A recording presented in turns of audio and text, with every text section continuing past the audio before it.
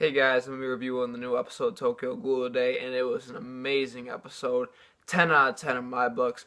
So it started out with Toko running towards everybody in the war, and she's remembering everybody and how they did in the past. And I honestly think that she will be the woman in Kaneki's hands because there's nobody else right now.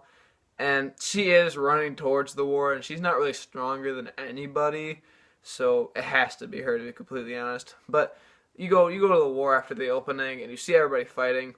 And you pretty much can see the special investigator skills, the ghoul skills, and it's really cool actually. But it ends up that the gray ape and the black dog end up getting defeated.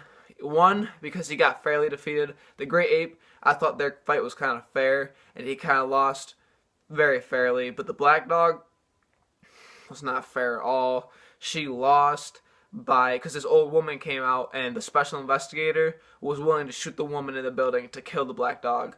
I think that's corny in my books. And he did have a vendetta against the black dog. She killed his partner and his mentor and kind of scarred his mouth right here. He's kind of messed up. But your vendetta is no reason to harm innocent civilians, and I don't really respect that. And, Kaneki actually ended up saving them both because they were both on the ground about to get that final finisher move on them, and he saved them, and he really kicked all their asses. You really see how strong Kaneki is by that, because they had such a tough time with those investigators that Kaneki kind of blew them off like they were nothing. So you get to see how strong Kaneki is, you get to see how good of a person he is, but you also feel kind of bad for him because, what did he do to get that power? He ate cannibalized ghouls and humans to live. So he went through a lot to get those powers, and if you really think about it, it's not really worth it. But it did help him out in that situation. And then my boy Juzo ended up popping up out of nowhere and slicing the owl up, and I was so excited. Juzo is my favorite character by far in this show, and I really like his fighting style, and he is not caring fighting style is so cool, and I really respect Juzo. And him and Shinohara, you know how Shinohara is always kind of worried about him, how he always runs off on his own. And Mato showed up, like, in his imagination. He had a kind of a flashback and showing him, like, even though you'll have, like, routine kind of things when you fight together, like attacks, those won't always work. You have to fight freely, and if you guys know each other good enough, you can, not get in each other's way. And that kind of happened because they ended up ripping up the owl.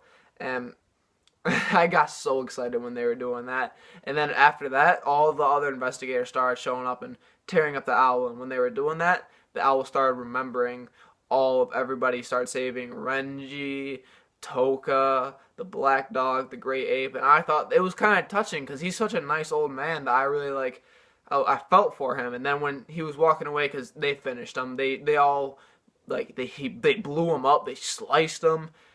They finished him. That's all you have to know. And he was walking away, and he was about to die, and Shinohara let him walk away so he'd get his final, I don't know, his final thoughts out of the way before they killed him. And he saw his wife, and that was a very touching moment because he went to her hand, and, and he always wanted to be with her, and he really loved her. And then you get to see the owl was defeated, and everybody shouting, all these CCG agents shouting, and you want to know what? Then you get to see my boy Kaneki fight Amon. I cannot wait for this fight. This is one of the best fights in the series by far. I loved it in the manga. If they do it right in the anime, this will probably be the best fight in Tokyo Ghoul. But, after that, after you see them kind of face off, you get to see the real owl show up. And he is so much stronger than the real owl. You can tell when he shows up. He looks a lot different. He looks like a rabid dog with one eye in the middle of his face.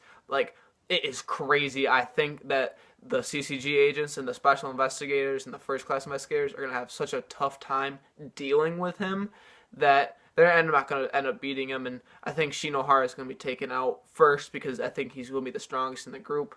But that's the end of my review for today. If you liked it, like the video, subscribe. I'd greatly appreciate it. And tune in next week to see my video.